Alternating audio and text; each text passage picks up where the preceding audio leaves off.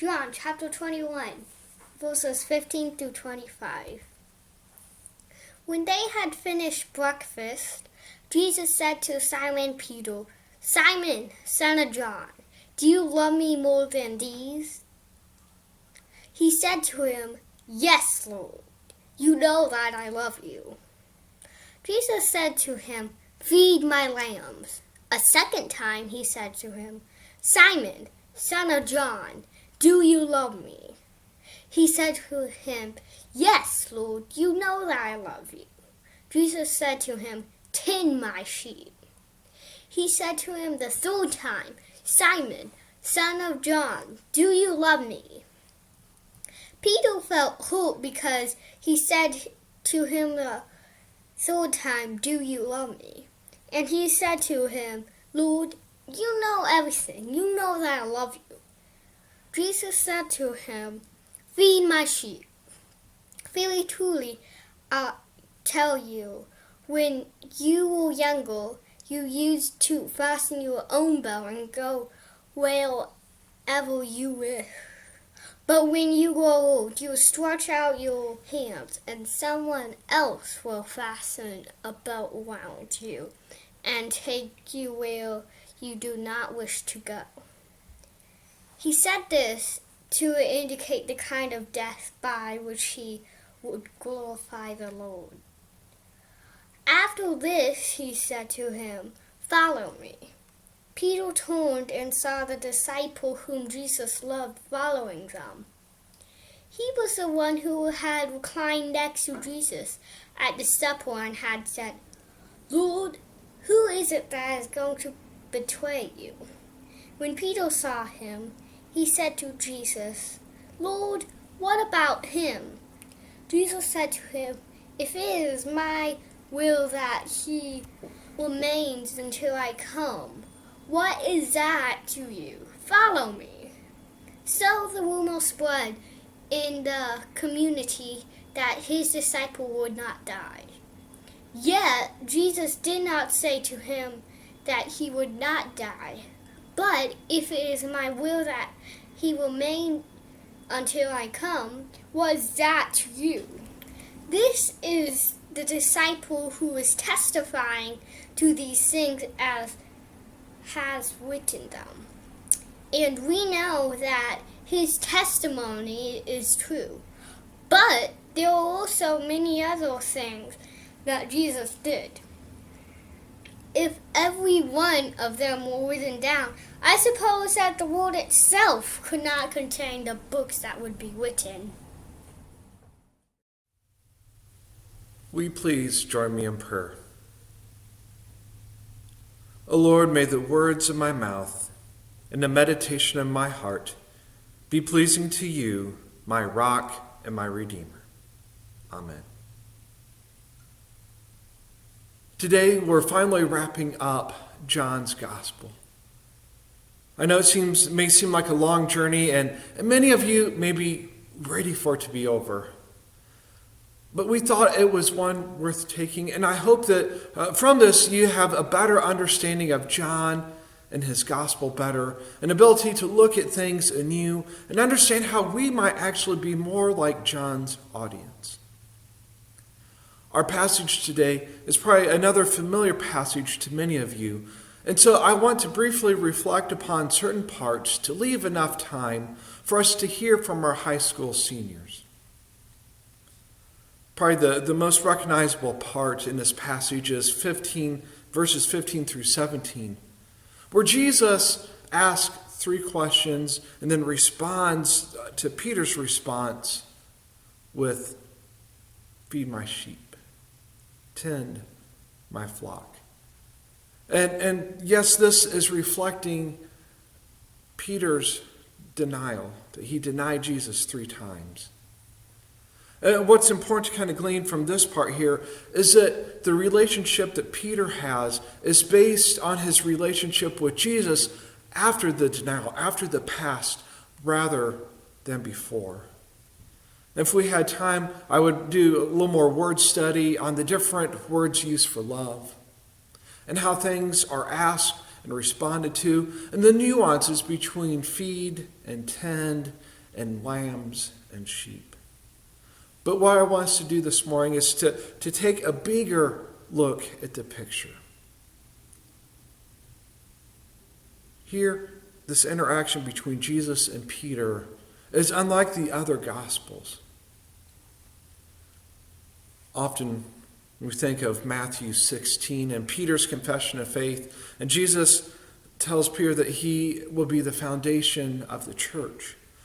But in John's testimony here, it's different. In fact, it's more in light of the command that Jesus gave them in John chapter 13, verse 34 through 35, that as I have loved you, so should you also love one another. You see, here in John's gospel, Jesus isn't handing over the sheep and the church and everything to Peter's singular care, but instead reminding Peter to keep that commandment and to put in practice all that he has learned, what it means to love Jesus. You see, Peter's authority in the fourth gospel doesn't arrive from his office or position, but instead of him living out his love for Jesus and Jesus' own love. Verse 19, Jesus tells Peter, follow me. What's important for us to remember here is that Peter now, at this point, is able to do what he was unable to do before. If we remember that time in the upper room when Peter said, I will never leave you. I will lay down my life for you, Jesus. Jesus tells him, no, you won't, but instead you will deny me 3 times. But now in this post-resurrection Jesus, in the presence of him, and knowing what he knows and all of his experience, Peter now can lay down his life. Jesus is telling him that you are now like that shepherd that he talked about in chapter 10, a shepherd who will lay down his own life for his sheep. Peter brings up the other disciple. He's worried about this other disciple. And Jesus reminds Peter and even us that we are each gifted differently. We are all continuing the works that Christ started, but each of us may be called to do different parts. And each part is equally important. And tells Peter and not us to fret what one gets to do or not to do in their calling. Today, we get to celebrate with our graduating seniors. I can't think of any better passage for us to look at than this one. This is Peter's graduation. We've looked at Peter's past and all that's behind him, and now he comes to that moment of decision and how he will choose to go forward. Today is that same milestone for our seniors. They have a past where they've learned and they've grown, and they may even had some setbacks, but they've come along this journey with all sorts of experiences that have brought them to this very moment. They know now what they can do and what they want to do. A little more wise about life. And so upon their graduation, at that point, they have a decision of how they will go forward in following their dreams, and following their calling, and developing their own gifts and talents and abilities. So let us celebrate their journey so far and their journey that is yet to come. What is one of your best memories of your time here with Mount Summit Christian Church? I would say probably not like a specific memory, but just like a time period Mm-hmm. would be like growing up, going to youth group, because there was like just a big group and everybody was super close. Every Sunday we would go to our old pastors and like just it's crazy because none of them like all of them I still know very well, and like my sister's really close with a couple, go on road trips sometimes, and it's just like I think that was probably the best because we went to North Carolina on a mission trip, and that was a great experience, something that I'll never forget. We went to a special needs camp and we spent a while down there just getting to know the campers and hanging out with them and volunteering. And then like every night we would meet up in this cabin and just have like a small talk about God and go through what we went through throughout the day that just made us feel like we were close to God and like what blessings we had. It was just a very special time because I mean, seeing people that are special needs, you obviously realize what blessings that God gave you. And so like you feel so humbled when you're at an entire camp just full of these people and they're all so happy, and just like the smallest stuff can bring a smile to their face. And then that's where you feel like I wish I could be that happy. And then you want to put the effort in and you're like, I wish I could be happy over the simpler stuff and not feel like I need the nicer pair of shoes versus the pair of shoes that's going to last or I'm going to be upset, which is like what I see more of nowadays. But Gotcha. that going to that camp, it definitely humbled me a lot. I have two.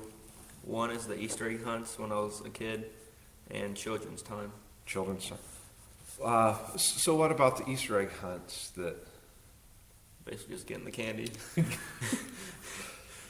and the other, you said the children's moment. What about the children's moment?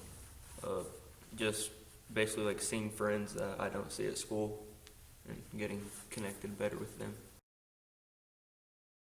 Second question, describe a time when Mount Summit Christian Church has helped you on your spiritual walk. I would say my entire the entire situation with Grace and Will, like seeing everybody support her and love her and stuff. Like it definitely brought me closer to God because I felt like there's a reason we went back to Mount Summit when we were younger, and like watching all these people that my mom was raised with, and like these adults were people that she grew up with, that she has all these memories with, that they love her and now they're loving us too. It's just such a special experience, even though like I mean we didn't go there till I think my oldest brother was like 14 maybe.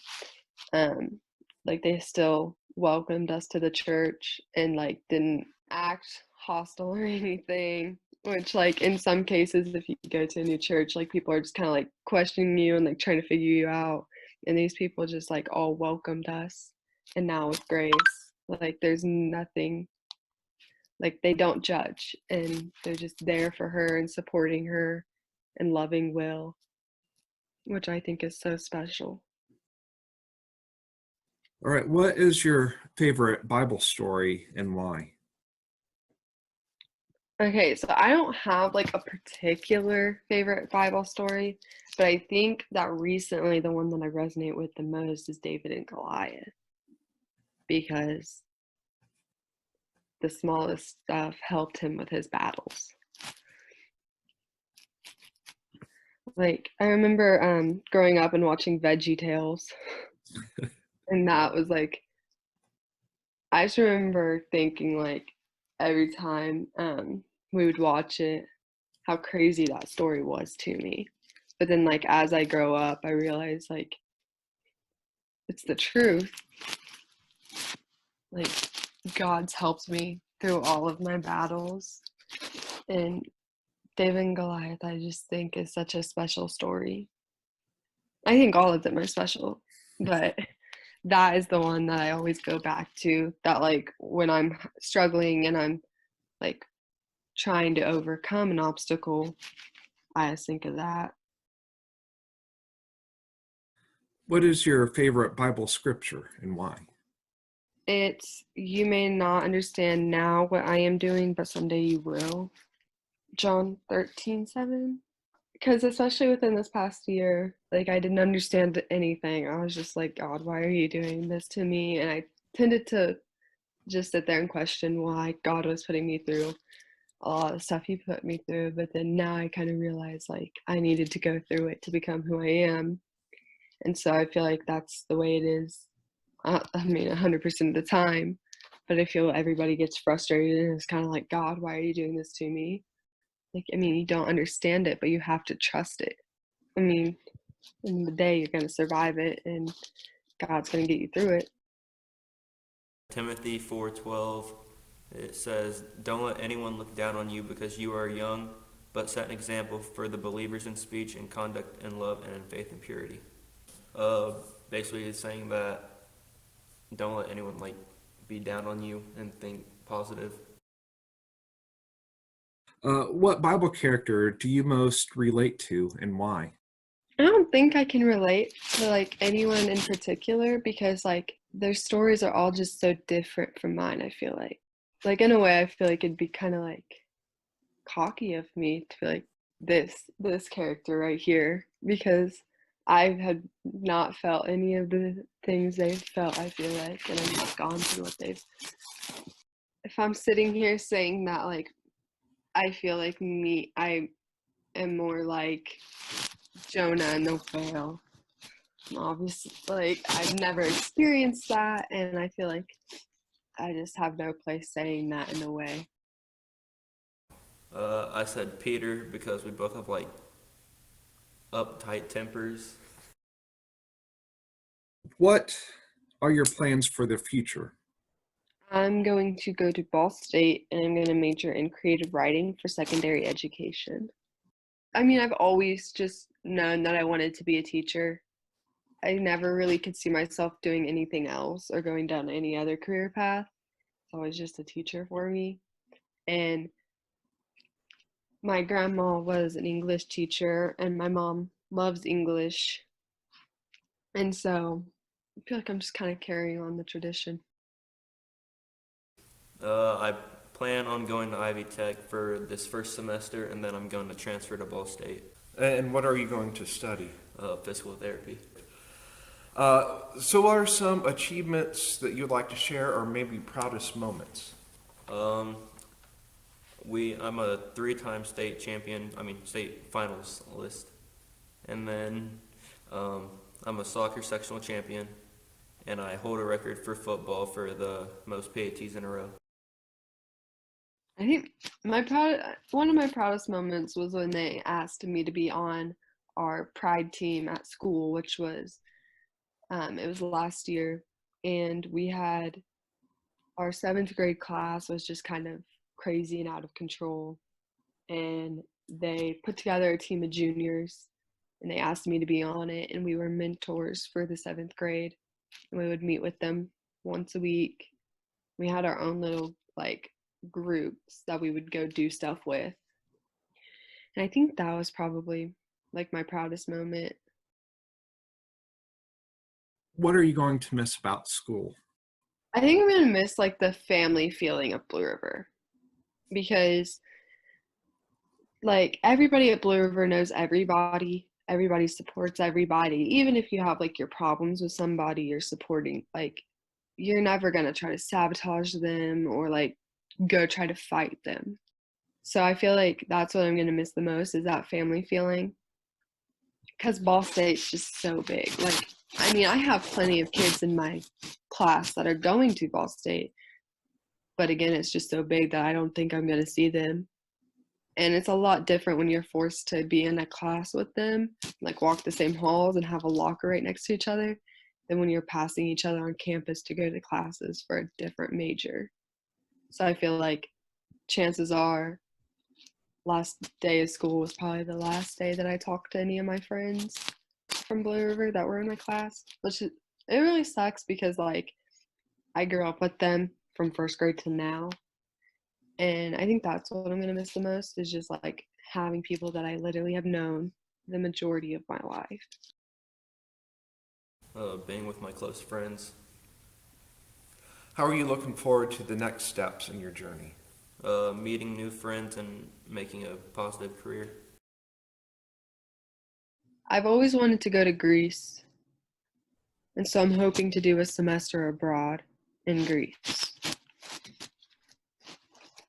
I think that's what I'm most looking forward to, just because, I mean, I could say like going to Ball State and meeting friends, but I've already met friends, and like even if I don't stay in touch, I can already say I've done that. I've checked that off my list.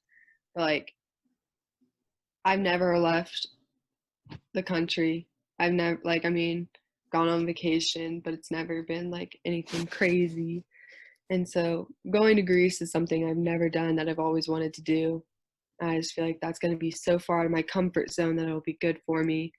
But like also at the same time, the entire time I'm there, I'm going to be experiencing all this crazy new stuff, all these new foods, this new language. Like it's all going to be new. What necessarily drew you to Greece? Greek mythology, actually. Mhm. I grew up loving the Percy Jackson books. And then we, I think it was my sophomore year, had to do a project on Greek mythology and talk about Greek gods and goddesses, the minor gods and goddesses too, and do like a report on them. And that just kind of like brought me even more interested.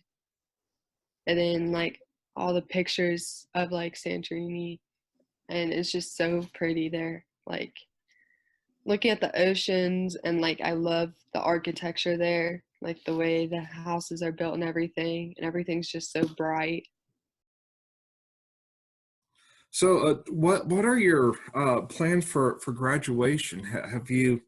Uh, is there any plans from the school to have ceremonies or parties or Um, anything? so my dad's on the school board, and he told me that as of right now they can't decide anything until the governor tells them what to do. Gotcha. And so our principal has been emailing the senior class quite a bit, telling us that she still is planning on graduation being the same and everything. And then my dad told me that we're also looking into renting like a football field or something, since Blue River Mm. doesn't have football, and going somewhere else, probably like Newcastle or somewhere near, and having graduation there and setting up chairs 6 feet apart, or like just making people sit on the bleachers 6 feet apart. I plan on having a open house on July 11th or 10th. Do you know if they're going to have some kind of graduation ceremony? Yeah, they're gonna have that. That's on July 11th on a Saturday. Okay. And my open house will be that Friday we're thinking before.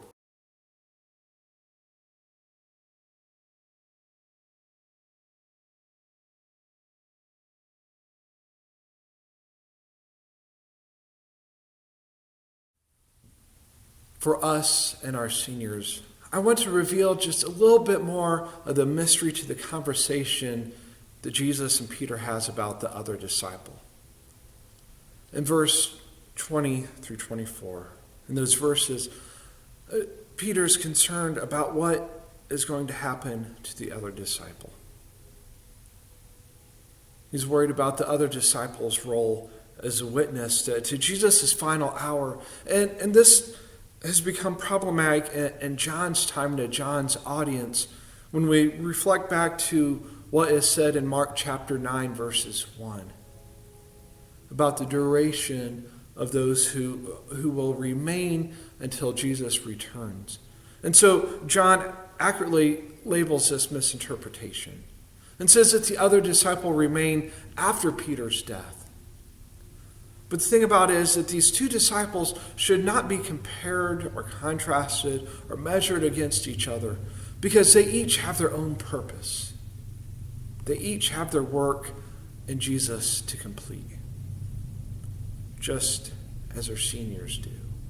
Or we have our own works to complete as we together be the kingdom and build it right here on earth. The thing is that this other disciple, we never really know his name. We know that it's somebody of great importance that John's community recognizes, and they don't even have to name. We find that this is the one who is writing this gospel. We know that this other disciple does not follow a martyr's death like Peter. Yet he is counted faithful because he continues to bear witness to Jesus through words and actions and this gospel.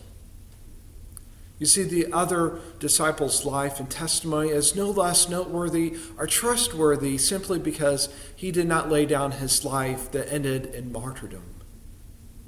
And neither is ours. What is important is if our testimony truly reflects the life lived in love. Jesus says, lay down one's life. It's sometimes easy for us to look around and see those who are visibly doing that every day. Especially right now amongst the COVID crisis, we see nurses and doctors and first responders. We see police and those working in the stores, restocking shelves, cashiers. We see utility workers and other essential workers out there. We see soldiers who are serving here or overseas in the thick of things, all refusing to leave those in their care or who need their skills and abilities the most.